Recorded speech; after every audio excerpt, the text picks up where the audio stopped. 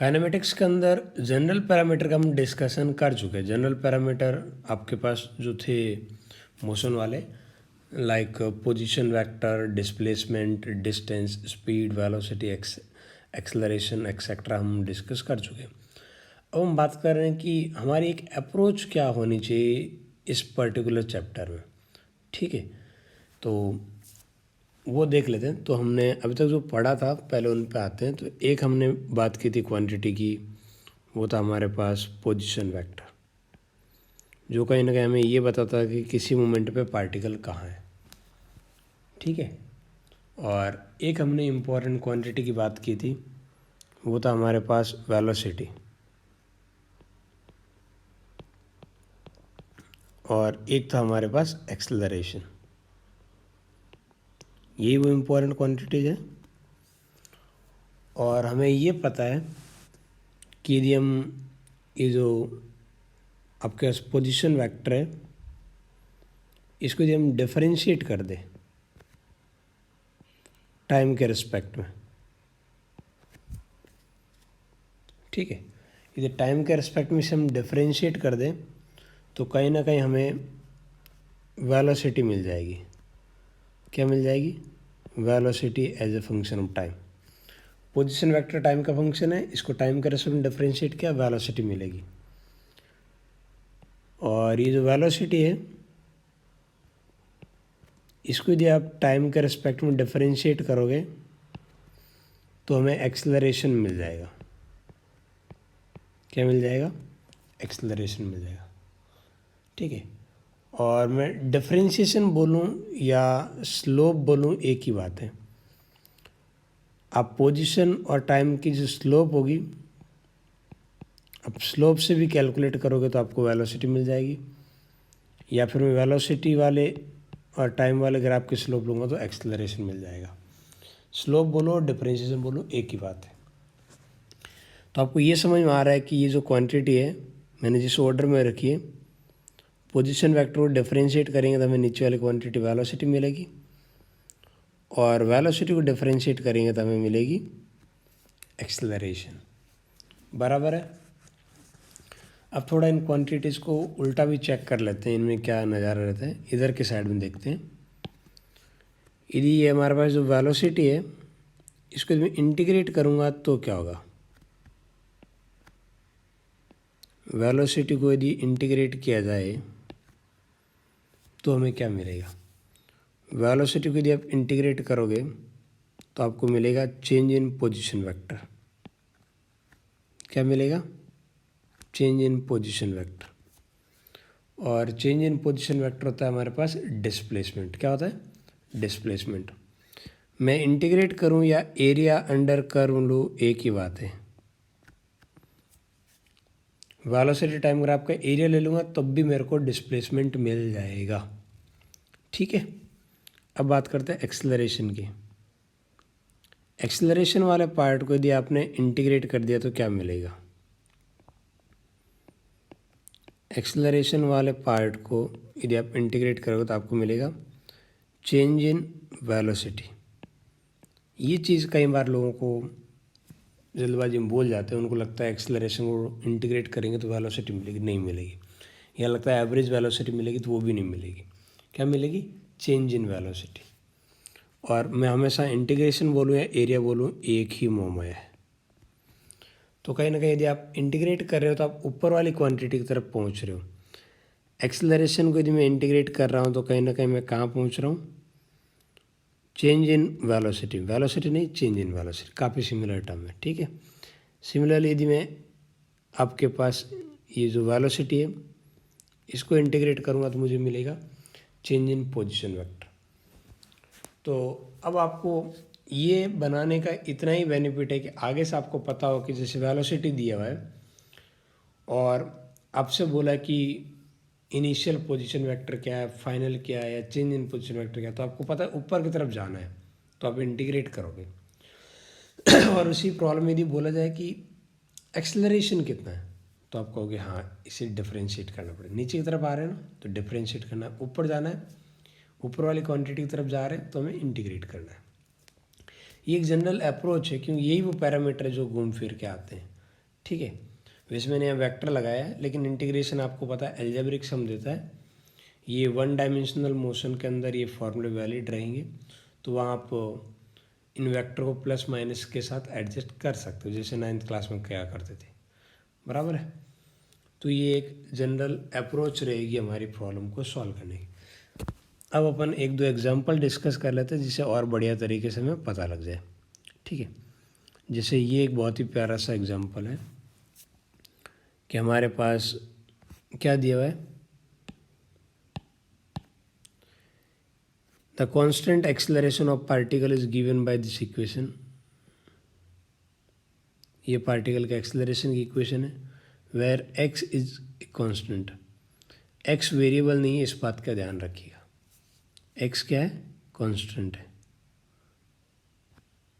If the particle start at origin, particle origin पे start होता है, it's distance from origin after T time. आपको बताना है डिस्टेंस कितनी होगी ओरिजिन से टी टाइम बाद में। तो कहीं ना कहीं फाइनल पोजीशन वेक्टर चाहिए। क्या गिवन है, एक्सेलरेशन गिवन है और फाइनल पोजीशन वेक्टर चाहिए। आप देखो यहाँ ये वाला पार्ट आपको गिवन है एक्सेलरेशन वाला, और पोजीशन वेक्टर की बात कर रहे हैं, 2 बार इंटीग्रेट करना पड़ेगा। समझ में आ गया? चलो चेक कर लेते हैं। सबसे पहले जो एक्सेलरेशन गिवन है, that acceleration A is basically x I cap. I cap तो डायरेक्शन की बात करेगा, बहुत बढ़िया, यूनिट वेक्टर है ना डायरेक्शन को लेके। तो एक्सेलरेशन को मैं ऐसा लिख सकता हूँ, चेंज इन पोजीशन वेक्टर लिख सकता ना, तो ये आ जाएगा d v by d t, और डी टी को इधर भेज दो, चलेगा। सब कुछ एक्स डायरेक्शन में ही हो रहा है। अब मैं बोल रहा हूँ इंटीग्रेटिंग बोथ साइड, ठीक है। और स्टार्टिंग के अंदर एक्स तो एक नंबर, इस बात का ध्यान रखें। तो ये ऐसे लिख सकता हूँ इसको मैं, एक्स एक नंबर है, वेरिएबल नहीं है। Integration of d v. अब लिमिट की बात करते हैं। जब टाइम की लिमिट 0, जब आप स्टॉप और स्टार्ट की थी, तब ये बोला है कि start at origin from rest. तो स्टार्टिंग जब टाइम 0 था तो वेलोसिटी भी क्या थी, 0। मान लेते हैं किसी टाइम टी पे वेलोसिटी v है, तो डी वी का इंटीग्रेशन v अपर लिमिट माइनस लोअर लिमिट, तो v माइनस 0। डी टी का integration t upper limit minus lower limit, t minus 0 t, ठीक है। और इधर आप ये जो आई कैप वाली बात है उसे आप लिखना चाहो तो ये आ जाएगा, वेलोसिटी या वेक्टर फॉर्म में लिखोगे तो एक्स टी आई कैप। समझ आ रही बात?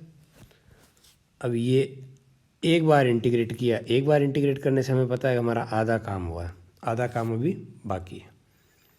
अब वेलोसिटी की जगह मैं लिख सकता हूँ D r upon d t, तो ये आ जाएगा एक्स टी डी टी, चलेगा। Again integrating both side, x तो कांस्टेंट है। जब टाइम 0 था तो पोजीशन वेक्टर क्या थे, particle start at origin, origin पे स्टार्ट हो रहा है तो इनिशियल पोजीशन वेक्टर 0। किसी टाइम टी पे पोजीशन वेक्टर क्या थी, मान लेते हैं वो आर थी, तो यही चाहिए हमें, डी आर का इंटीग्रेशन आर, और फिर अपन ऐसे लिमिट पुट करते हैं 0 से आर। सिमिलरली एक्स बाहर आएगा, टी का इंटीग्रेशन टी स्क्वायर बाई 2, और लिमिट पुट करेंगे 0 से टी, ये आएगा आर माइनस 0, क्या बन जाएगा ये, 2 बाहर आ जाएगा, टी स्क्वायर माइनस 0 तो टी स्क्वायर। तो फाइनल पोजीशन वेक्टर क्या आएगा, एक्स टी स्क्वायर बाई 2। यदि आपको वेक्टर फॉर्म में चाहिए तो आई कैप आएगा, ठीक है, नहीं तो ये न्यूमेरिकल वैल्यू आ गई। न्यूमेरिकल वैल्यू या फिर बोलूँ मैं मैग्नीट्यूड।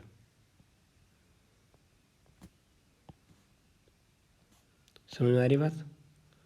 तो इस तरीके से आपने आंसर निकाले। ये हमें जनरल अप्रोच से ही पता लगा कि एक्सेलरेशन गिवन है, पोजीशन वेक्टर चाहिए तो 2 बार इंटीग्रेट करना पड़ेगा। ये पता था इसलिए सारी चीज़ें हो गई। एक और सिमिलर प्रॉब्लम डिस्कस कर लेते हैं। जैसे हमारे पास है कि the relation between time and position for a particle on the x axis पे एक पार्टिकल का टाइम और पोजीशन में रिलेशन इस तरीके से गिवन है। पी और क्यू दोनों ही एक कांस्टेंट है। हमें चाहिए वेलोसिटी और एक्सेलरेशन ए में रिलेशन। कोई बात नहीं, आपको पता है कि पोजीशन को डिफरेंशिएट करेंगे तो वेलोसिटी मिलेगी और वेलोसिटी को डिफरेंशिएट करेंगे तो एक्सेलरेशन मिलेगा। चलो एक बार डिफरेंशिएट करो इस पूरे को। आप ये टी एक्स का फंक्शन है तो आप एक्स के रिस्पेक्ट में कर दो तो क्या बनेगा, वो बनेगा D T upon D x, यानी कि मैंने टाइम को पोजीशन के रिस्पेक्ट में कर दिया। तो ये क्या बन जाएगा 2 times P x plus Q. 2 अलग अलग पार्ट में करके मैंने डिफरेंशिएट किया, ठीक है, एक्स की पावर एन वाले फॉर्मूले से। क्या ये हमारे पास 1/v नहीं हो गया, 1/v आ गया 2px प्लस क्यू। तो मैं v को लिख सकता हूँ twice of px plus Q पूरे की पावर -1। अब ये हालात क्या है, ये बेसिकली मेरे पास है velocity as a function of position vector. क्या है, velocity as a function of position vector. और हमें क्या चाहिए, एक्सेलरेशन। एक्सेलरेशन के मैंने 2 फॉर्मूले लिखाए थे, थोड़ा याद कीजिए। एक जब मैंने कहा था कि आप लिख सकते हो हमारा जो एक्सेलरेशन होगा that can be written as differentiation of velocity with respect to time. या मैंने कहा कि यदि आपके पास वेलोसिटी पोजीशन वेक्टर का फंक्शन है तो आप इसे इस तरीके से लिखोगे, velocity multiply with differentiation of velocity with respect to position vector. याद आ रहा है? तो अभी मैं सेकंड वाला ई वाला फॉर्मूला यूज़ करूँगा। ई वाला फॉर्मूला यूज़ करेंगे तो हमारे पास एक्सेलरेशन क्या आएगा कि पहले वेलोसिटी को एज इट इज़ रखो, कुछ भी मत करो, कुछ भी नहीं करेंगे भाई, चलने देंगे, पूरे की पावर -1। बहुत बढ़िया। अब बोल रहा है कि अब वेलोसिटी को डिफरेंशिएट करो। अब जब इस पार्ट को डिफरेंशिएट करने जाएंगे तो हम बोलेंगे कि भाई इस पूरे की जगह x होता तो मज़ा आ जाता। x होता तो क्या होता, पावर आगे आती, तो एक पावर आगे और एक पावर कम, तो twice of P x plus Q -1 तो ये -2। अब जिसको हमने दिमाग में x माना उसका डिफरेंशिएशन, तो इसका डिफरेंशिएशन आएगा ट्वाइस ऑफ p, 2px का ट्वाइस ऑफ p और q का 0। तो ये आ गया। तो ये लिख सकता हूँ मैं, एक्सेलरेशन कितना हो गया, ये हो गया हमारे पास twice of p x plus q की होल पावर -3। और इसे लिख दूँ, ये पूरा आपके पास देखो v है पावर -1, तो इसे लिख दूँ v की पावर 3, -3 मत बोल देना। इस पूरे को आप लिख सकते हो ना 2px प्लस क्यू की पावर -1 फिर पूरे की होल पावर 3, ठीक है। तो 1 मल्टीप्लाई विथ 3 होकर -3 हो जाएगा। अंदर वाला -1 आप पास पावर के साथ पूरा पार्ट क्या बन जाएगा, v, तो ये बन जाएगा v की पावर 3। ट्वाइस ऑफ p तो कांस्टेंट है, तो मैं लिख सकता हूँ a is directly proportional to v cube. एहसास हो रहा है? तो वो जो जनरल फार्मूला हमने डिस्कस किए थे वो कहीं ना कहीं यहाँ पे यूज़ हो रहे हैं। और हमें एक अप्रोच पता है कि हमें हल्का सा ही पता चल रहा है कि भाई हमें डिफरेंशिएट कब करना और इंटीग्रेट कब करना, क्योंकि ज़्यादातर बच्चों की यही प्रॉब्लम होती है, उन्हें समझ नहीं आता डिफरेंशिएट कब करना और इंटीग्रेट कब करना। यहाँ तक एकदम बढ़िया है, उम्मीद करता हूँ यहाँ तक आपको किसी टाइप की दिक्कत नहीं हुई है, ठीक है, ओके। अब हम बात कर लेते हैं इक्वेशन ऑफ मोशन की, और ये 9th क्लास के अंदर आप डिस्कस कर चुके हो। अभी हम थोड़ा सा इसको और आगे के पार्ट में देख लेते हैं कि कैसे सॉल्व करना, ठीक है। 9th क्लास में जो आपने डिस्कस किया वो कुछ इस तरीके से था कि फर्स्ट इक्वेशन थी v is equal to u plus a t, second आपके पास थी s is equal to u t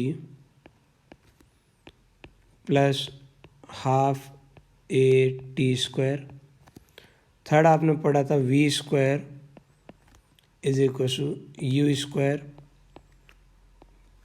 plus 2as।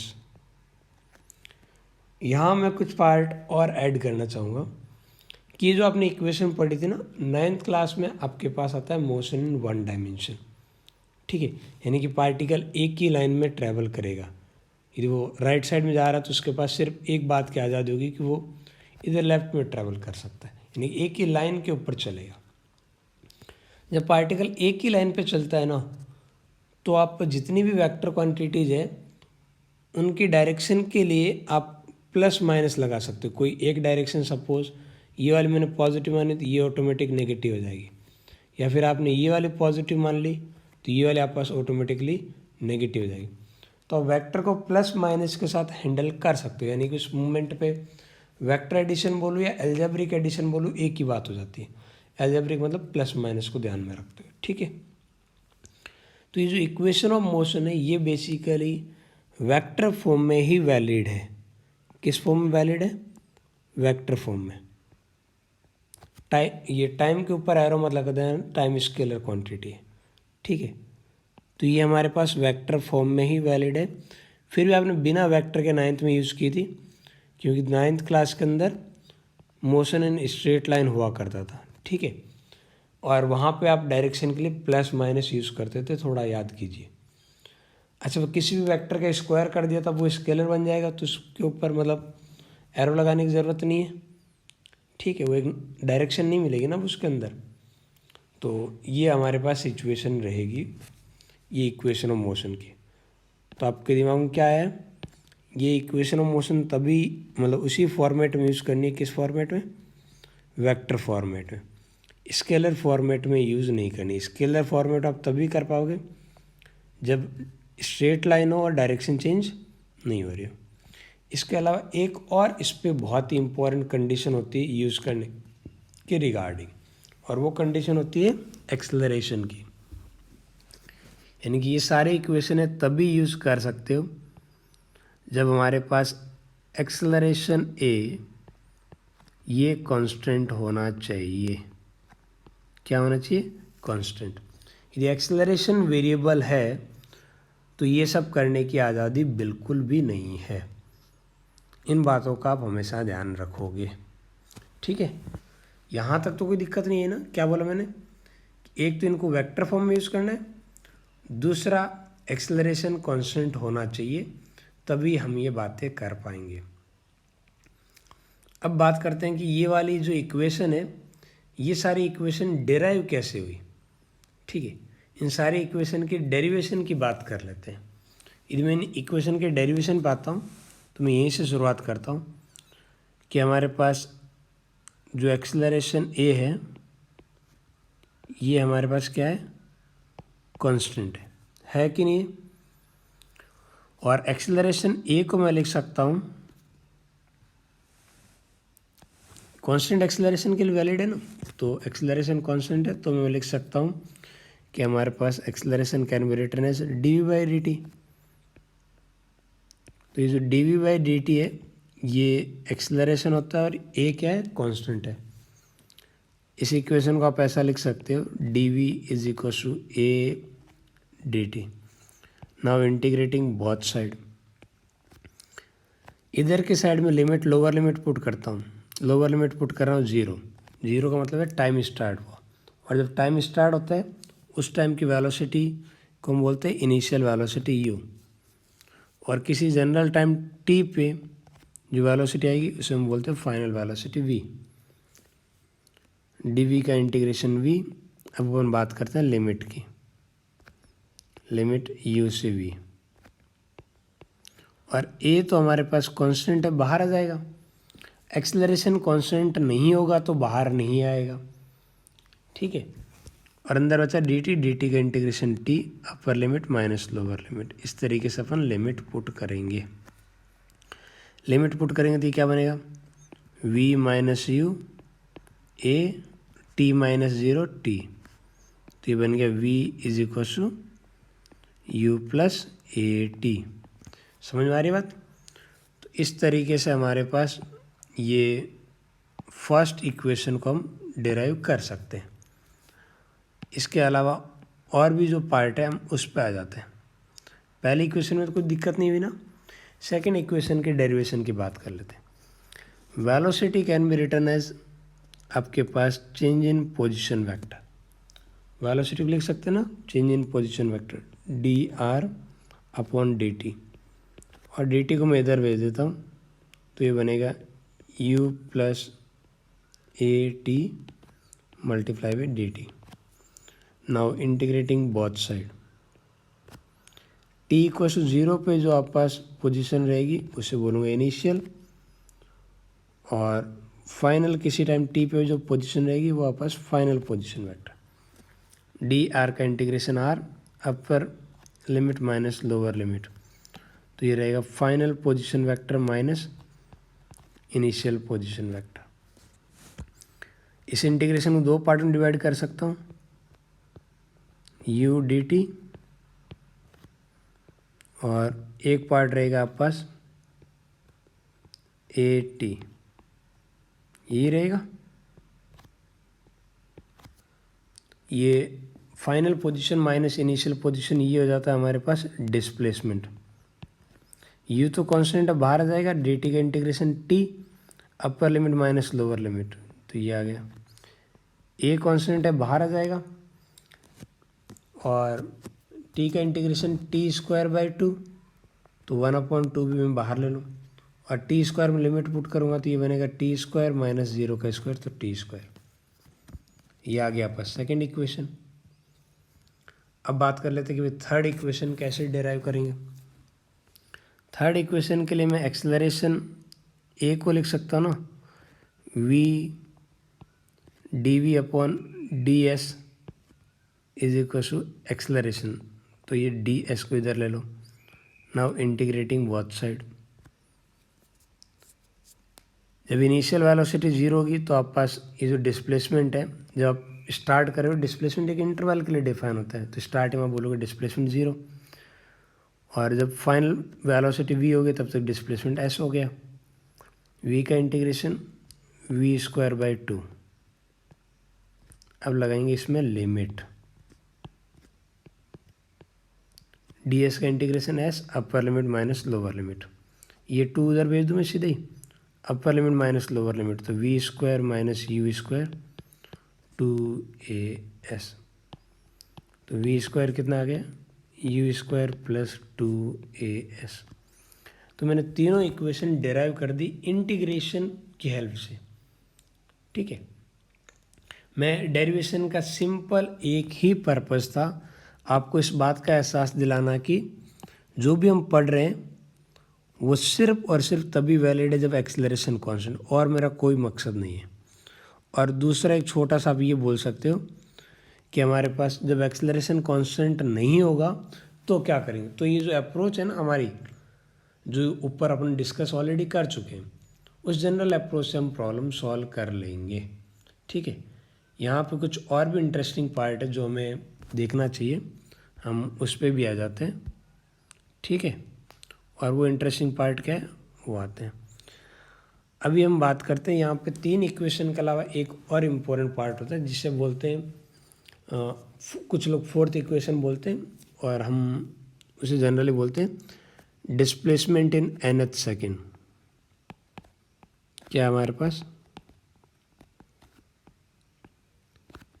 Displacement in nth second, nth second में पार्टिकल का डिस्प्लेसमेंट कितना होगा, ये कैसे। अच्छा, ये nth सेकेंड का मतलब पहले समझो।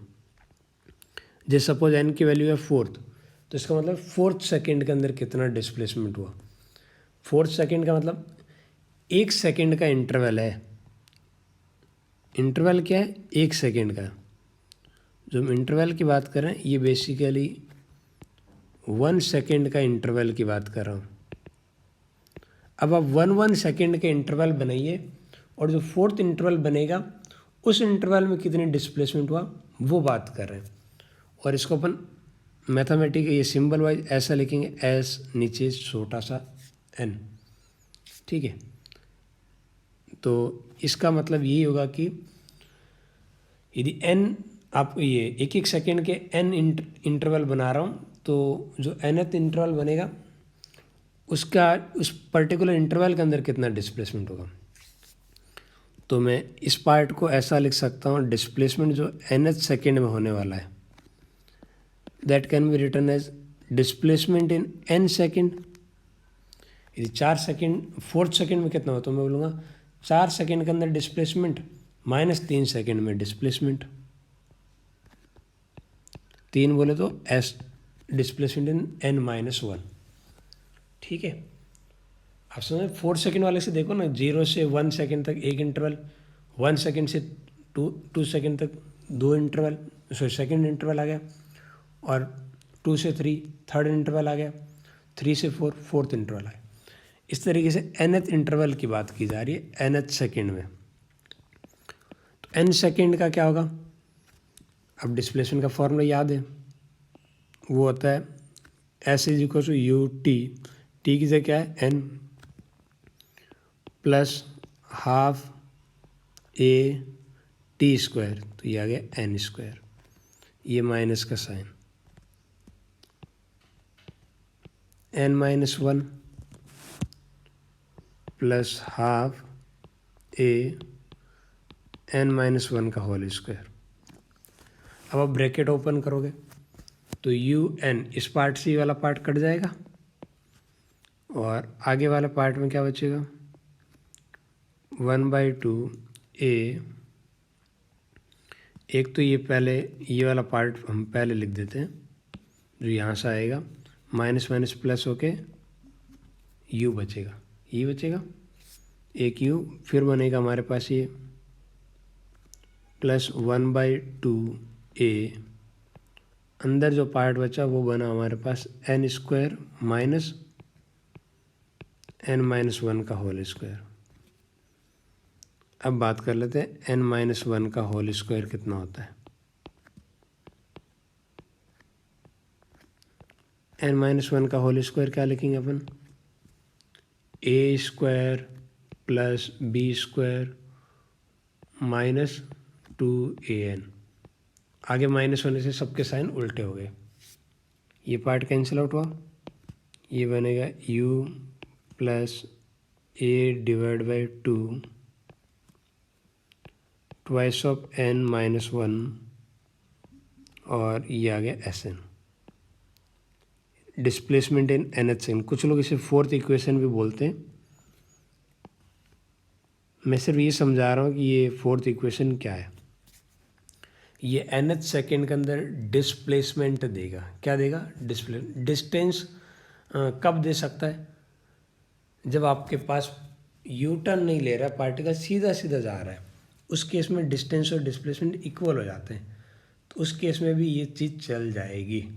तो यदि डिस्टेंस पूछा तो आप एक बार हमेशा थोड़ा रुक के बोलिएगा कि क्या उस पर्टिकुलर इंटरवल में पार्टिकल ने यू टर्न तो नहीं लिया, क्योंकि जहाँ डिस्टेंस और डिस्प्लेसमेंट इक्वल होंगे तो वहाँ पे वैलिड होगा, जहाँ नहीं होंगे वहाँ पे वैलिड नहीं होगा, ठीक है। मैं इसके अलावा कुछ और बातें भी डिस्कस कर लेता हूँ इसी प्रॉब्लम के रिगार्डिंग, ठीक है। तो कुछ और बातें डिस्कस करते हैं। मैं एक बहुत ही स्पेशल सिचुएशन डिस्कस करना चाह रहा हूँ क्योंकि वो हमारे फिजिक्स में बहुत ही ज़्यादा यूज़ होने वाली इस पर्टिकुलर चैप्टर में। वो सिचुएशन है कि सपोज मैं ये बोल दूँ कि इनिशियल वेलोसिटी है 0, इनिशियल वेलोसिटी कितनी है 0, और एक्सेलरेशन कितना है वो है कांस्टेंट, और अब मैं ले रहा हूँ इक्वल टाइम इंटरवल, क्या ले रहा हूँ इक्वल टाइम इंटरवल। अब कुछ चीज़ें मैं रिलेट करना चाह रहा हूँ,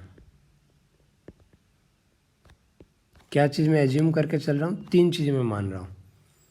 एक मैंने मानी है आपके पास इनिशियल वेलोसिटी 0, एक एक्सेलरेशन कांस्टेंट और एक इक्वल टाइम इंटरवल। अब कुछ बातें डिस्कस हो रही, आप आराम से देख लीजिए। सपोज हमारा पार्टिकल यहाँ पे था स्टार्टिंग में ए पोजीशन पे, और टी टाइम बाद में पार्टिकल चला गया बी पे। अगला एक और टी टाइम में ले रहा हूँ, सपोज टी 1 सेकेंड हो सकता है, 2 सेकेंड हो सकता है, 1.5 सेकेंड हो सकता है, कुछ भी हो सकता है, एक इंटरवल है, एक ड्यूरेशन है। उतनी ही ड्यूरेशन में आगे पार्टिकल बी से सी गया है, और फिर उतने ही टाइम इंटरवल में सी से डी गया है, और फिर डी से ई जा रहा है। इस तरीके से वो आगे चलता जा रहा है। यहाँ पे उसकी इनिशियल वेलोसिटी यू कितने लिए मैंने 0। अब मैं चेक करना चाह रहा हूँ कि A B, B C, C D, D E, इनमें क्या रिलेशन है। ठीक है, तो सबसे पहले तो मैं बात करता हूँ ए बी। ये ए बी कितना होगा, तो ए बी को मैं लिख सकता हूँ, एक्सेलरेशन कांस्टेंट है, इनिशियल वेलोसिटी 0 है, टाइम पता है, तो मैं यहाँ पे डिस्प्लेसमेंट सेकेंड इक्वेशन से s is equal to u t, तो इनिशियल वेलोसिटी 0 तो u t 0 plus half acceleration a और टाइम इंटरवल टी स्क्वायर बराबर है। यदि मैं बात करता हूँ आपके पास ए से लगा के सी तक की, तो आप लिखोगे अगेन इनिशियल वेलोसिटी ए पे काउंट होगी, ए से सी तक का इंटरवल ले रहा, तो यू टी 0 प्लस हाफ ए, टाइम इंटरवल कितना आ जाएगा, ट्वाइस ऑफ टी, तो उसका स्क्वायर, तो ये क्या बंदा आ जाएगा 4 times half a t square. यानी कि ये वाले डिस्टेंस यदि मैं x मान लूँ तो ये 4x हो जाएगी। और सिमिलरली ए टू डी बात की जाए, 0 प्लस हाफ ए, टाइम इंटरवल आ गया 3t, इसका स्क्वायर, तो ये आ गया 9 times half a t square, तो ये बन जाएगा हमारे पास 9x बराबर है। सिमिलरली यदि मैं ए ई की बात करूं तो ए ई कितना हो जाएगा, ए ई हो जाएगा हमारे पास 16 टाइम्स x, चलेगा। अब आप देखते रहिए फाइनल रिजल्ट पे आ रहे हैं अपन। यदि मैं ए टू बी को x मान लूँ तो बी टू सी कितना होगा, ए टू सी कितना है 4x, 4x में से x गया तो ये कितना बनेगा 3x। अब ए टू डी कितना है 9x, और ए से सी तक का कितना है 4x, तो 9x minus 4x 5x। A to ई है हमारे पास 16x, और ए टू डी कितना है 9x, तो 16 माइनस 9, तो ये बनेगा 7x। तो ये जो गिवन कंडीशन है ना, इस गिवन कंडीशन में जो डिस्टेंस ट्रैवल होगी उसका रेशियो होगा 1:3:5, सारे ओड नंबर की सीक्वेंस चलेगी। ये बात आपको ध्यान रखनी है, बस मैं यही समझाना चाह रहा हूँ। और ये जो अपने रिजल्ट निकाला ना, ये बहुत ही ज़्यादा इम्पोर्टेंट है। क्या ये बहुत ही ज़्यादा इम्पोर्टेंट है, ये वाला रिजल्ट जो हमने अभी डिराइव किया, कि जब हमारे पास इनिशियल वेलोसिटी 0 होगी, एक्सेलरेशन कांस्टेंट होगा, टाइम इंटरवल इक्वल होगा, तो जो डिस्टेंस ट्रैवल होगी वो इस रेशियो में डिस्टेंस ट्रैवल होगी, 1:3:5:7:9। एक और चीज़ यहाँ पे इंटरेस्टिंग, यदि v की जगह u की जगह v0, मैं इसी पार्ट की बात कर रहा हूँ, सुना रही बात आपको? मैं बोल रहा हूँ कि हमारे पास u की जगह v0, तो क्या होगा, v की जगह यदि u0 होगा, उल्टा बोल रहा हूँ मैं, यहाँ u0 था, उसकी जगह यदि v0 फाइनल वेलोसिटी 0 और बाकी सारी कंडीशन सेम हो, तो ये रेशियो उल्टा स्टार्ट हो जाएगा, 1:3:5:7। आप जितने पार्ट में उसे डिवाइड करते हो, यदि आपने 2 पार्ट में डिवाइड किया तो 3:1, 3 पार्ट में किया तो 5:3:1, 4 पार्ट में क्या तो 7:5। इस बात का आप ध्यान रखिएगा। इसी तरीके से सीक्वेंस रहेगी, यानी कि ये वाला जो रेशियो है वो उल्टा शुरू हो जाएगा, इधर से शुरू हो जाएगा। ठीक है, तो इन बातों का आपको ध्यान रखना है, तो हमारा आंसर वैलिड होगा। एक और चीज़ मैं यहाँ पे ऐड कर लेता हूँ, यदि एक्सेलरेशन कांस्टेंट है और टाइम इंटरवल इक्वल है, तो एक्सेलरेशन तो यही होता है ना, एक्सेलरेशन होता है हमारे पास delta v upon delta t. यदि डेल्टा टी हर जगह इक्वल इक्वल ले रहा हूँ, ए चेंज नहीं हो रहा, तो डेल्टा वी भी इक्वल होगा। यानी कि आगे से यदि हमें ये पता चल जाए कि चेंज इन वेलोसिटी इक्वल है और हमारे पास एक्सेलरेशन जो है वो कांस्टेंट है, तो टाइम इंटरवल ऑटोमेटिकली मैं बोल सकता हूँ इक्वल होगा। ये वाली बात दोबारा सुन लीजिए, मैंने क्या बोला। मैंने कहा यदि हमारे पास एक्सेलरेशन कांस्टेंट है और टाइम इंटरवल इक्वल है, तो फिर डेल्टा वी भी इक्वल इक्वल आएगा। तो इस बात को हम उल्टा बोल सकते हैं कि डेल्टा वी इक्वल आ जाए और ए कांस्टेंट मिल जाए, तो मैं बोल दूंगा डेल्टा टी इक्वल इक्वल है। तो तीनों कंडीशन किस तरीके से पता हो सकती है ये आप समझ गए होंगे। एक जेईई में पुरानी प्रॉब्लम पूछी हुई है जो आप इस पर्टिकुलर कॉन्सेप्ट से with in few second solve कर सकते हो। वो प्रॉब्लम क्या है वो देखते हैं। उन्होंने कुछ ऐसा बोला कि हमारे पास एक वुडन बॉक्स है, ये मान लीजिए हमारे पास एक बॉक्स है, ठीक है, और ये बॉक्स फिक्स है कहीं पे भी, और अब आप इधर से एक बुलेट फायर कर रहे हो गन से, ठीक है, और आपने बुलेट फायर की और बुलेट यहाँ पे कुछ डिस्टेंस ट्रैवल होती है। उन्होंने कहा था कि 3 सेंटीमीटर, कितनी 3 सेंटीमीटर। जैसे ही बुलेट 3 सेंटीमीटर इस वुडन ब्लॉक को पेनिट्रेट करती है, it loses half of its speed, यानी कि यहाँ पे स्पीड मैंने यू मान लेता हूँ, तो इसकी आधी स्पीड खत्म हो जाएगी, तो यहाँ क्या हो जाएगी u/2।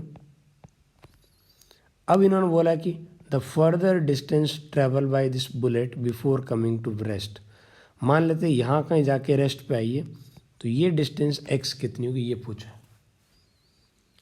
और आपको ये मान के चलना है कि यहाँ जो वुडन ब्लॉक जो फोर्स अपोज कर रहा है वो आपके पास यूनिफॉर्म है, तो यहाँ पे यूनिफॉर्म रिटार्डेशन यानी कि एक्सेलरेशन एक जैसा है, चेंज नहीं हो रहा है। अब आप देखिए यहाँ स्पीड हो रही है u से u/2, तो चेंज कितना हुआ स्पीड में u/2 का, और यहाँ हो रही u/2 से 0, तो यहाँ भी चेंज कितना हुआ u/2 का। एक्सेलरेशन कांस्टेंट है, चेंज इन वेलोसिटी इक्वल है, तो मैं बोल दूँ टाइम इंटरवल इक्वल है। अच्छा, टाइम इंटरवल इक्वल है और फाइनल वेलोसिटी 0 है, तो दो में इसको ये रेशियो रिवर्स ऑर्डर में चलेगा, तो लिख दूँ 1:3 में। तो ये हमारे पास 3 सेंटीमीटर, तो ये 1 सेंटीमीटर आनी चाहिए। आपको कोई इक्वेशन लगाने की सवाल नहीं, आप डायरेक्टली ये बोल सकते हो। जिनको अच्छा नहीं लग रहा है एक काम कीजिए, 2 इक्वेशन बनाइए, कोई भी 2 इंटरवल में आंसर आ जाएगा, बराबर है। एक को दोनों जगह एक जैसा रखना है, तो वो एक जगह पास u आएगा और फिर उसे वी एक के साथ वो रिप्लेस होने से प्रॉब्लम सॉल्व हो जाएगी, कोई दिक्कत नहीं, बराबर है। वरना आप डायरेक्टली समझ पा रहे हो। अब तक आपको काइनेमेटिक्स समझ में आ रहा है, लेकिन यदि आपको कॉन्फिडेंस की थोड़ी कमी लग रही है, ठीक है, तो ये सेशन आपके लिए है। इस सेशन से आपको और कॉन्फिडेंस आएगा कि प्रॉब्लम कैसे सॉल्व करनी है, ठीक है। उससे पहले हम थोड़ा क्विक रिवीजन कर लेते हैं कि लास्ट सेशन में हमने क्या क्या पढ़ा था, ठीक है। तो जो लास्ट हमारा जो कॉन्सेप्ट था मैं उसके रिवीजन पाता हूँ।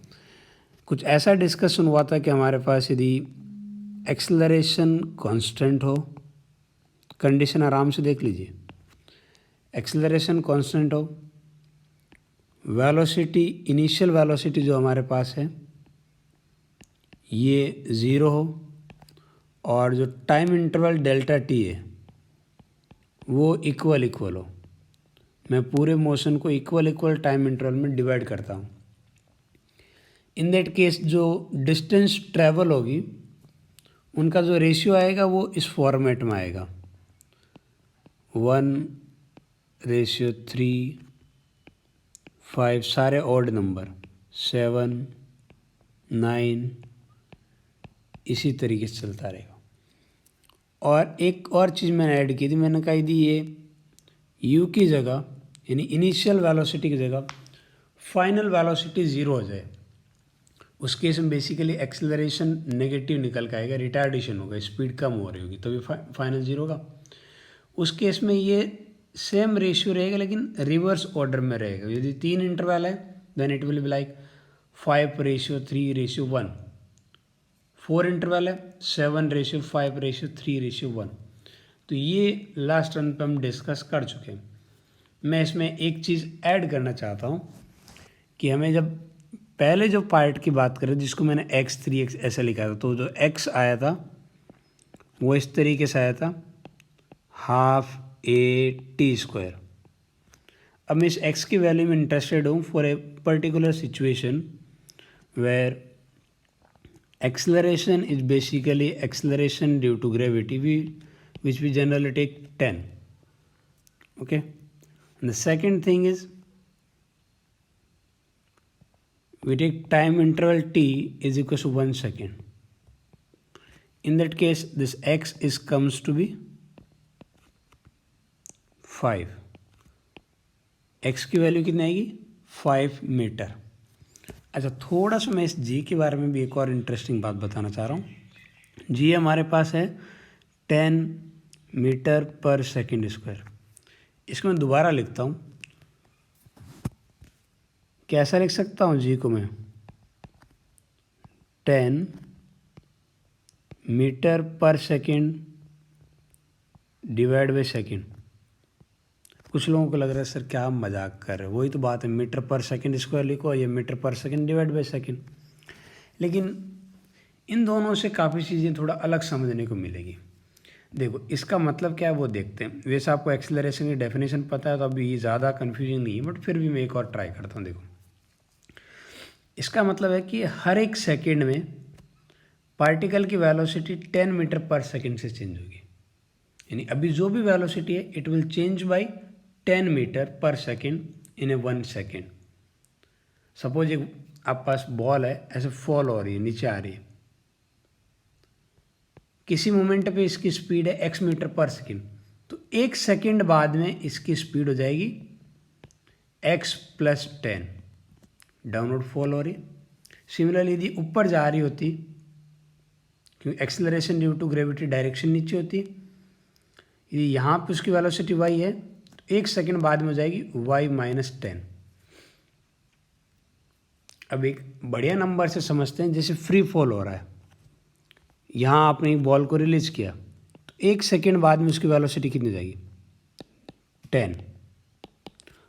अगले 1 सेकेंड बाद में कितनी जाएगी, अब 10 का और difference, so it will B 20, और नेक्स्ट 1 सेकेंड बाद में it will B 30, next 1 second में 40।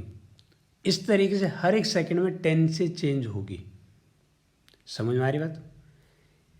ये जो जनरल डिस्कशन है ना, ये कई बार हमारी प्रॉब्लम को बिना देखे सॉल्व करने में काफ़ी ज़्यादा हेल्प करेगा। ठीक, अब तक के डिस्कशन पे कुछ प्रॉब्लम करते हैं, आपको मज़ा आएगा। ठीक है, ये एक बहुत ही प्यारी सी प्रॉब्लम है। That a ball is projected vertically up with a speed 20 metre per second and we need to take g as 10 metre per second square. अब आप समझ गएगा ना, 10 metre per second divide by second, ऐसे भी लिख सकते हैं। अब है कि अब कुछ ऑप्शन है जिनमें से हमें बताना है कौन सा ऑप्शन सही है कौन सा नहीं है। पहला बोल रहा है कि it cover a distance 5 metre in second, आराम से देख लेना, और displacement in second and third second are equal, distance in second and third second are equal, average speed for 4 seconds, first 4 seconds is 0। ये सिचुएशन है। अब देखते हैं कैसे सॉल्व करते हैं। तो मैं अब बिना इक्वेशन के इसे ट्राई करता हूँ। सपोज आपने फेंका है 20 मीटर पर सेकेंड से, किसे 20 मीटर पर सेकेंड, तो 1 सेकेंड बाद में स्पीड क्या हो जाएगी, 1 सेकेंड बाद में सपोज यहाँ पहुँचा वो, ठीक है, स्टार्ट किया था आपने 20 मीटर पर सेकंड से, 1 सेकंड बाद में क्या होगी, 10 से कम हो जाएगी तो ये बन जाएगी 10। अगले 1 सेकंड में क्या हो जाएगी, 0। तो फिर 0 का मतलब अब यहाँ से यू टर्न लेगा पार्टिकल। फिर अगले 1 सेकंड बाद में फिर से 10 और अगले 1 सेकंड बाद में आपके पास फिर से 20 और वापस से ये ग्राउंड को हिट कर जाएगा। ठीक है, अब इधर से मैं देखना शुरू करता हूँ टॉप से। टॉप से जब फ्री फॉल हो रहा है तो 1 सेकंड में कितना फ्री फॉल होगा, 5 मीटर। कैसे, अभी हमने डिस्कस किया है। ये देखो एक्स की वैल्यू कितनी आ रही, 5, ये वाली बात। ठीक है, तो 5 मीटर फ्री फॉल होता है, यानी कि जब इनिशियल वेलोसिटी 0 लेता हूँ, टाइम इंटरवल 1 सेकंड का लेता हूँ और एक्सेलरेशन 10 लेता हूँ, तब तो अगले 1 सेकंड में कितना होगा, x 3x, तो ये आएगा 15। तो स्टार्टिंग के 1 सेकंड में क्या था, 15, सेकंड में क्या था, सेकंड में 5, थर्ड सेकंड में 5 एंड फोर्थ में 15। सेकंड वाले सेकंड में it was moving up, 5 metre इधर ट्रैवल किया। थर्ड सेकंड में 5 मीटर इधर ट्रैवल किया। तो सेकंड और थर्ड सेकंड में डिस्प्लेसमेंट का मैग्नीट्यूड इक्वल होगा, न्यूमेरिकल वैल्यू इक्वल होगी, डायरेक्शन इक्वल नहीं है। तो इस सेकंड वाला स्टेटमेंट गलत है। It cover a distance of 5 metre in second, ये बिल्कुल सही है। The distance cover in second and third second are equal, बिल्कुल ये भी सही है। Average speed for 4 second, 4 second में एवरेज स्पीड कितनी है। अगेन यदि एवरेज वेलोसिटी पूछा होता तो 0 होता। क्या पूछा होता, एवरेज वेलोसिटी। क्या पूछा है, एवरेज स्पीड। एवरेज स्पीड होता है total distance upon total time.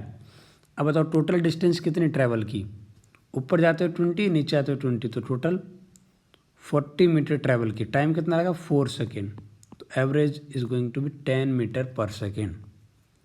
एहसास हो रहा है हम क्या बात कर रहे हैं। आगे देखिए, अब बोल रहा है पार्टिकल इज राउंड vertical up with 20 metre per second. ये ऊपर वाली प्रॉब्लम की बात कर रहा है। Distance travel by particle in third second, first 3 second. Starting के 3 सेकेंड में कितनी डिस्टेंस ट्रेवल होगी। Displacement of particle in the first, displacement of particle in the 3 second. तो इन चीज़ों का एक ध्यान रखना है, यदि आप इक्वेशन लगा रहे हो, ठीक है, डिस्प्लेसमेंट निकालने में कोई दिक्कत नहीं, आप इक्वेशन से भी डिस्प्लेसमेंट निकाल सकते हो, लेकिन डिस्टेंस इक्वेशन से नहीं निकाल पाओगे। क्यों, यदि उस इंटरवल के अंदर बीच में 0 वेलोसिटी आ रही तो। अभी देख लेते हैं मैं क्या बोल रहा हूँ। यदि कोई ऊपर वाली ट्रिक नहीं यूज़ करता है कोई बात नहीं, कोई बोले सर मेरे को इक्वेशन पता है, मैं सीधा डिस्प्लेसमेंट पाता हूँ, आ जाते हैं, कोई दिक्कत नहीं, मैं आप ही के लिए बैठा हूँ। तो डिस्प्लेसमेंट का हमारे पास जो इक्वेशन होती है हम उस इक्वेशन पाते हैं। इक्वेशन क्या होती है, s is equal to u t plus half a t square, ये होता है। बहुत बढ़िया। इनिशियल वेलोसिटी कितनी है, 20। Particle is throne upward. अब यहाँ पे देखो डायरेक्शन कंसिडर करनी पड़ी, मैंने कहा नहीं आप वेक्टर फॉर्म में यूज़ करोगे, और 1 डायमेंशन मोशन में आप वेक्टर को प्लस माइनस से एडजस्ट कर सकते। If you assume that upward is positive तो आपको फिर डाउनवर्ड को नेगेटिव लेना पड़े। आप उल्टा भी इस कन्वेंशन ले सकते हो, आपकी चॉइस से, आंसर पे कोई असर नहीं आएगा। ठीक है, तो 20 मीटर पर सेकेंड मैंने अपवर्ड लिया, दैट इज़ पॉजिटिव ले रहा हूँ मैं। टाइम इंटरवल हमारे पास है 3 सेकेंड का, बहुत ही बढ़िया बात है। और acceleration due to gravity downward होता है, तो अपवर्ड को पॉजिटिव लिया तो डाउनवर्ड बाय डिफ़ॉल्ट नेगेटिव हो जाएगा। और अगेन 3 का स्क्वायर 9, तो ये कितना आएगा हमारे पास, ये आ जाएगा 60 माइनस 5 मल्टीप्लाई बाई 9, 45। तो ये कितना आ रहा है, ये आ रहा है 15। तो जो आपके पास स्टार्टिंग का पॉइंट था उससे 15 मीटर ऊपर की साइड में, पॉजिटिव आंसर है ना, पॉजिटिव अपवर्ड।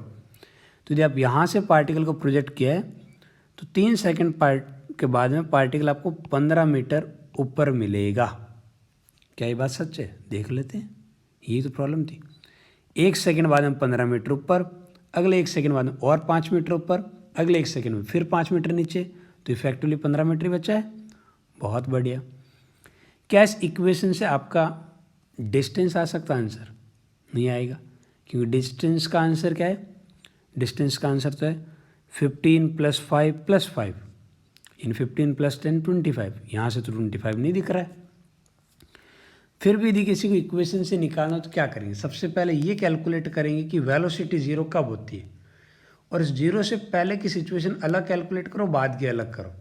सपोज मैं यही चेक कर रहा हूँ ना, जैसे यहाँ ऐसे पार्टिकल जा रहा है, इधर गया और ऐसे यू टर्न लेके ऐसे आ गया।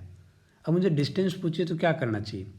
डिस्टेंस पूछिए तो मुझे ये करना चाहिए कि यहाँ से लगा के यहाँ तक सेपरेट इक्वेशन लगाओ, फिर यहाँ से यहाँ तक एक और इक्वेशन लगाओ, और दोनों के नंबर को ऐड कर दो बिना साइन के, क्योंकि लेफ्ट जाए राइट जाए डिस्प्लेसमेंट में साइन आता है, डिस्टेंस में नहीं आता।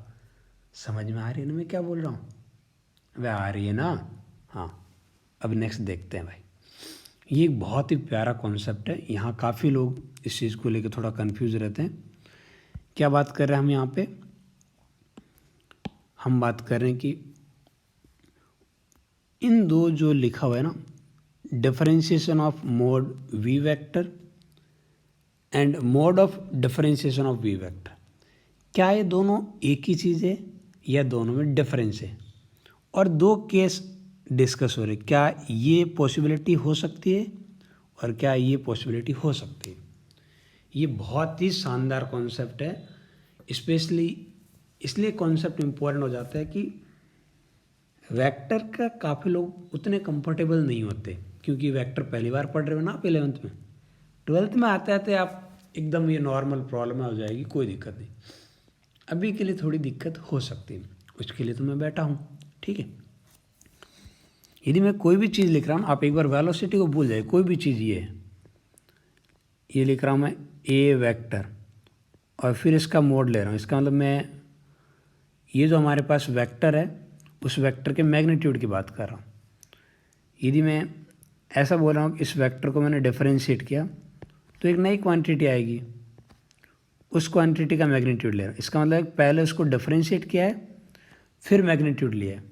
और यदि मैं ऐसा लिख रहा हूँ, इसका मतलब पहले मैग्नीट्यूड लिया और बाद में डिफरेंशिएट किया है। समझ रहे? इसमें इन दोनों में डिफरेंस क्या है?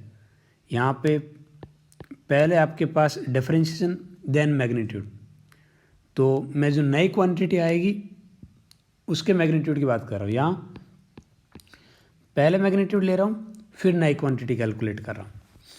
तो यहाँ से आप समझ गए होंगे। यदि वेलोसिटी का मैग्नीट्यूड लेता हूँ तो मेरे पास कहीं ना कहीं, जैसे मैं वी वेक्टर पे मोड लगा देता हूँ तो किसी इंस्टेंट पे वेलोसिटी की न्यूमेरिकल वैल्यू स्पीड की इक्वल आ जाती है। तो ये क्या है मेरे पास? स्पीड है। अब मैं कर रहा हूँ स्पीड को डिफरेंशिएट। स्पीड को डिफरेंशिएट करने पे एक्सेलरेशन नहीं मिलता, ये बिल्कुल अच्छे से समझ लेना। बहुत लोगों को गलतफहमी होती है, स्पीड को डिफरेंशिएट करने पे एक्सेलरेशन नहीं मिलता, ये आराम से दिमाग में बैठा लीजिए। तो ये बोला है rate of change in speed, कि स्पीड किस तरीके से चेंज हो रही है। हाँ, इसकी यूनिट जो है ना वो मीटर/सेकंड² ही होगी, लेकिन वो एक्सेलरेशन नहीं होगी। अबे समझिए ना। दूसरा पार्ट जो इसमें बोला है ना, वो बोल रहा है कि ये डिफरेंशिएशन ऑफ वेलोसिटी। तो जैसे आप वेलोसिटी को डिफरेंशिएट करते हो टाइम के रिस्पेक्ट में, ये क्वांटिटी निकल के आती है acceleration, and this quantity will have magnitude as well as direction. यानी कि इसे मैं लिख सकता हूँ ए वेक्टर, तो इसके पास एक डायरेक्शन भी होगी और एक मैग्नीट्यूड भी होगा। यदि मैं इसका एक पार्ट देखना चाहूँ मैग्नीट्यूड, तो मैं इसे लिखता हूँ ना ए वेक्टर का मैग्नीट्यूड। अब ए वेक्टर का मैग्नीट्यूड बोलो या फिर d v vector upon d t, इस पूरे का मोड, दोनों एक ही बात है। डायरेक्शन की बात करूँगा मैं लिखूँगा a cap, unit vector in the direction of a vector. समझ में आ रही बात? अब समझ आ रहा है ना, ये चीज़ सेपरेट हो गई भाई। जैसे आपने पहले मैग्नीट्यूड लिया ना तो आपके पास स्पीड आ गई, अब कोई फ़र्क ही नहीं है। अच्छा, इन दोनों में फ़र्क क्यों आता है, इस आंसर में और इस आंसर में, और कब फ़र्क आता है कब नहीं आता, अब उस पर बात करते हैं। ठीक है, पहला केस ये बोल रहा है कि भाई ये जो डी वी बाई डी, ये differentiation of mode of velocity, ये ज़ीरो है। इसका क्या मतलब है? इसका मतलब है कि स्पीड यदि कांस्टेंट रहेगी, पार्टिकल की स्पीड चेंज नहीं होगी, तो आपके पास उसका डिफरेंशिएशन ज़ीरो होने वाला है। बिल्कुल सही बात है। If A particle is moving with constant speed, speed यदि कांस्टेंट ले ली जाए तो ये पार्ट रहेगा। इस पार्ट के लिए स्पीड आपके पास कांस्टेंट होनी चाहिए। स्पीड कांस्टेंट है तो स्पीड का डिफरेंशिएशन ज़ीरो रहेगा। क्या स्पीड ज़ीरो स्पीड कांस्टेंट है और आपके पास एक्सेलरेशन की न्यूमेरिकल वैल्यू वो नॉन जीरो हो सकती है? बिल्कुल हो सकती है। कैसे? मैग्नीट्यूड डायरेक्शन के चेंज होने की वजह से। जो हमारे पास वेलोसिटी है ना, इसके पास दो क्वांटिटी रहती है, एक डायरेक्शन वेलोसिटी के पास और एक अगेन मैग्नीट्यूड। ये चेंज होता है तो स्पीड चेंज होती है, डायरेक्शन के चेंज होने पे स्पीड चेंज नहीं होती। एक परफेक्ट एग्जांपल बता देता हूँ जिससे मज़ा ही आ जाए। ठीक है, वो है हमारे पास सर्कुलर मोशन। यदि पार्टिकल यूनिफॉर्म स्पीड से सर्कुलर ट्रैक पे चल रहा है तो उसकी स्पीड वक्त के साथ चेंज नहीं हो रही है, लेकिन वेलोसिटी चेंज हो रही है क्योंकि डायरेक्शन कंटिन्यूसली चेंज हो रही है। तो वहाँ पे एक्सेलरेशन नॉन जीरो होगा, यानी ये वाली क्वांटिटी नॉन जीरो होगी, एक्सेलरेशन की न्यूमेरिकल वैल्यू नॉन जीरो, लेकिन rate of change in speed वो आपके पास ज़ीरो होगी। सर्कुलर मोशन सेपरेटली पढ़ेंगे, वहाँ और डिस्कस करेंगे, घबराने की बिल्कुल ज़रूरत नहीं। दूसरा पार्ट बोल रहा है कि स्पीड आपके पास जो है, rate of change in speed ये आपके पास नॉन जीरो, यानी कि स्पीड वेरिएबल है और एक्सेलरेशन की न्यूमेरिकल वैल्यू जीरो। क्या ये पॉसिबल है? नहीं, ये नहीं पॉसिबल है। आपके पास वेलोसिटी की न्यूमेरिकल वैल्यू चेंज हो जाए, यानी कि स्पीड चेंज हो जाए या डायरेक्शन, दोनों में से कोई भी एक चेंज होगा तो वेलोसिटी तो ऑटोमेटिकली चेंज हो जाएगी, तो एक्सेलरेशन पक्का ही मिलेगा। तो ये वाली चीज़ पॉसिबल नहीं है कि स्पीड आपके पास चेंज हो रही है और एक्सेलरेशन ना आए, ये बिल्कुल पॉसिबल नहीं है। ठीक है, उम्मीद करता हूँ ये वाला कॉन्सेप्ट आपको समझ में आए। यहाँ से जो कंक्लूजन वाला पार्ट जो हमने देखा है वो ये चीज़ है भाई। वो ये क्या है, हमारे पास जो पहली क्वांटिटी है that is basically the magnitude of rate of change of velocity. Magnitude of rate of change of velocity, ये पहली क्वांटिटी जो मैं लिख रहा हूँ। दूसरी क्वांटिटी क्या है? The rate of change of magnitude, और ये दोनों चीज़ एक नहीं है। The rate of change of magnitude of velocity, और एक क्या है? Magnitude of rate of change of velocity. आप मैग्नीट्यूड पहले ले रहे हो या रेट पहले कैलकुलेट कर रहे हो, दो अलग चीज़ है। उम्मीद करते हैं ये कॉन्सेप्ट आपको समझ में आया है। ठीक है, अब अपन कुछ और न्यूमेरिकल डिस्कस कर लेते हैं। ठीक है, जैसे पहला हमारे पास एक बहुत ही प्यारा सा न्यूमेरिकल लेके अपन स्टार्ट कर रहे हैं, वो है हमारे पास कि एक पार्टिकल के एक्सेलरेशन में रिलेशन गिवन है। क्या रिलेशन है? ए इज इक्वल टू 60। क्या पूछा है? वेलोसिटी बता दो, डिस्प्लेसमेंट बता दो। अच्छा, कुछ गिवन भी तो होगा। गिवन है कि पार्टिकल स्टार्ट फ्रॉम रेस्ट, कब? टी इक्वल टू 0 पे। जब आप टी की वैल्यू 0 स्टार्ट लोगे तब पार्टिकल की वेलोसिटी 0 लेनी पड़ेगी। ये इन्फॉर्मेशन बहुत यूज़फुल है। चलो, एक्सेलरेशन से हमें वेलोसिटी डिस्प्लेसमेंट चाहिए नहीं, आप ऊपर की तरफ जा रहे हो तो हमें इंटीग्रेट करना पड़ेगा, ये समझ आ गया। तो acceleration can be written as, acceleration को आप क्या लिख सकते हो? वो लिख सकते हैं, एक्सेलरेशन को अपन लिख सकते हैं dv/dt, लिख सकते हैं ना। और हमारा प्यारा एक्सेलरेशन कितना है? वो है 60। dt को उधर भेज दो तो dv कितना हो जाएगा? dv हो जाएगा 6t dt। Now integrating both side, 6 constant है इसलिए बाहर ले लिया। अब इस पार्ट जो स्टार्टिंग दिया ना, इसकी इंपॉर्टेंस देखते हैं भाई। जब आप टाइम की वैल्यू 0 लोगे तो वेलोसिटी 0 आएगी, ठीक है।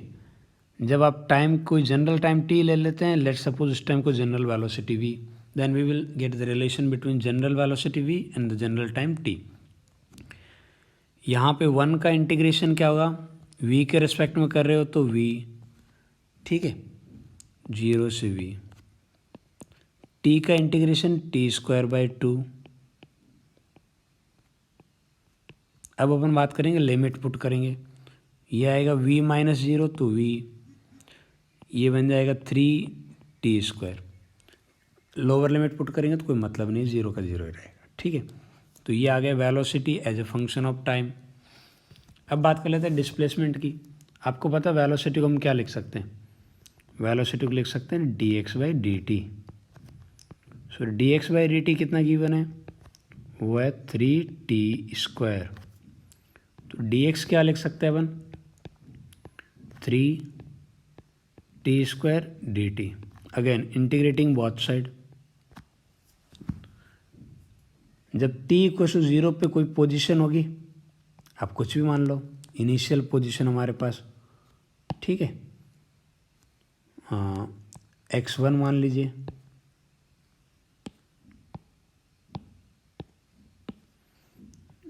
या इनिशियल पोजीशन, और किसी टाइम t पे ये फाइनल पोजीशन।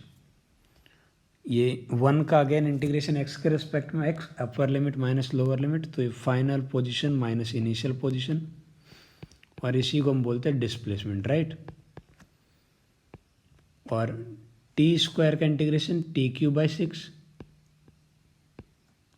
सॉरी t³/3, ठीक है, t² का t³/3। लिमिट पुट करेंगे, 3 से 3 कट जाएगा तो डिस्प्लेसमेंट s कितना आ जाएगा, वो आ जाएगा t³। तो हमें डिस्प्लेसमेंट का पता लग गया, वेलोसिटी का पता लग गया। अप्रोच समझ में आ रही है। देखो, एक्सेलरेशन गिवन है, वेलोसिटी डिस्प्लेसमेंट चाहिए, ऊपर जाना तो इंटीग्रेट करना पड़ेगा। एक और प्यारी सी प्रॉब्लम, इन्होंने इस बार कहा कि ये लो आपके पास एक्सेलरेशन a है, और वो कितना है हमारे पास, acceleration is a function of position, and now we are suppose to find out position as a function of time. पूछा क्या है, हमें चाहिए x as a function of time, यानी x और टाइम में रिलेशन चाहिए। कोई बात नहीं, एक्सेलरेशन को आप एक तो लिख सकते हैं dv/dx, dv/dt। dv/dt लिखते ही सारा काम खराब हो जाएगा, 3 वेरिएबल एक साथ इक्वेशन में दिख जाएंगे, इंटीग्रेट भी नहीं कर पाएंगे। तो हमारे पास एक दूसरा तरीका है। एक्सेलरेशन को किसी ज़माने में ऐसा भी पढ़ा था, v/dv/dx, याद आ रहा है, बहुत बढ़िया। फिर तो हम इसे ऐसा लिख देंगे तो आप बिल्कुल बुरा नहीं मानोगे। कैसा, v/dv = x dx। Now integrating both side. अब ये लिमिट पुट करना देख लेना, ये जो इन्फॉर्मेशन गिवन होती है ना, इसे लिमिट कैसे पुट करते हैं। इधर आप x का इंटीग्रेट करोगे तो x की स्टार्टिंग वैल्यू आप क्या लेना चाहते हो, कुछ भी ले सकते हो, कोई ज़रूरी नहीं, कोई भी एक वैल्यू पता हो। तो x की वैल्यू मुझे पता है क्या है, x जब 1 है उस मोमेंट पे, यहाँ वेलोसिटी के रेस्पेक्ट कर रहे हो तो v कितना है, तो v भी 1 है, ठीक है। तो मान लेते हैं किसी x की जनरल वैल्यू x लेंगे तो कोई जनरल वैल्यू v मिलेगी। अब मैं हमेशा अपर लिमिट में जनरल वैल्यू लिख देता हूँ, लोअर लिमिट में ऐसी चीज़ जो मेरे को पता हो। अब इधर v का इंटीग्रेशन क्या रहेगा, वो रहेगा v²/2,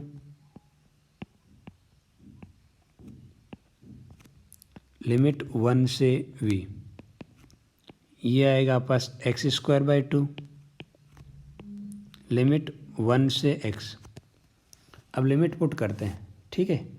लिमिट पुट करेंगे तो हमारे पास ये वाला पार्ट कैसे बनेगा, चेक कर लेते हैं। देखो 2 से 2 कैंसिल आउट कर दो मैं, 12 के कोनम, ये आएगा v² - 1, ये आएगा x² - 1। अगेन 1 से 1 कट जाएगा, v² = x²। तो फाइनली ये दिख रहा है v = x। वैसे मुझे लिखना चाहिए +-x। यदि आप मैथमेटिक्स को तो आपको ये बात एहसास हो रही मैं क्यों बोल रहा हूँ। अब मुझे इस पार्ट को और आगे ले जाना है, तो मैं v को लिख सकता हूँ dx/dt लिख सकता हूँ और dt को उधर भेज देता हूँ। अब एक काम करता हूँ, x को इधर ले आता हूँ। Now integrating both side.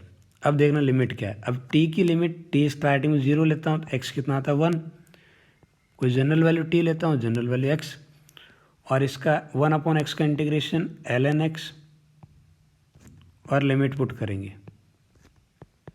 dt के ये 1 का इंटीग्रेशन t के रिस्पेक्ट में t माइनस लोअर लिमिट 0, ये आएगा हमारे पास ln x minus ln 1। ln 1 कितना होता है 0, तो लिखने की ज़रूरत नहीं, ln 1 की वैल्यू 0 होती है t। इस पार्ट को आप ऐसा भी लिख सकते हो, x is equal to e की पावर t। दोनों साइड में एंटी लोग लेते हैं। अच्छा, जिनको थोड़ा समझ में नहीं आई ये पार्ट मैंने कैसे बोला, उनके लिए मैं दोबारा बोल देता हूँ। ये चीज़ हमेशा याद रखो, यदि कहीं ऐसा लिखा हो कि आपके पास, मैं ln बेस e की बात कर रहा हूँ, e की पावर ln x, तो ln x बेसिकली यहाँ जब मैं ln x लिखता हूँ तो बेसिकली ये ऐसी चीज़ है, कैसी है, log e बेस x। तो यदि यहाँ और यहाँ इक्वल हो जाए तो ये ऑटोमेटिकली x आ जाता है। यदि यहाँ e और यहाँ e की जगह दोनों जगह a होता, 2 2 होता, 3 3, तो कोई भी सेम नंबर होते यहाँ और यहाँ बेस वाला, और जिसके ऊपर ये पावर में जा रहा है वो सेम होता, तो फिर ये पूरा पार्ट 1 बन के वो x आ जाता। ये प्रॉपर्टी आपको याद रखनी चाहिए, ठीक है। तो उम्मीद करते हैं इस सेशन से आपको बहुत कुछ सीखने को मिला होगा, ठीक है।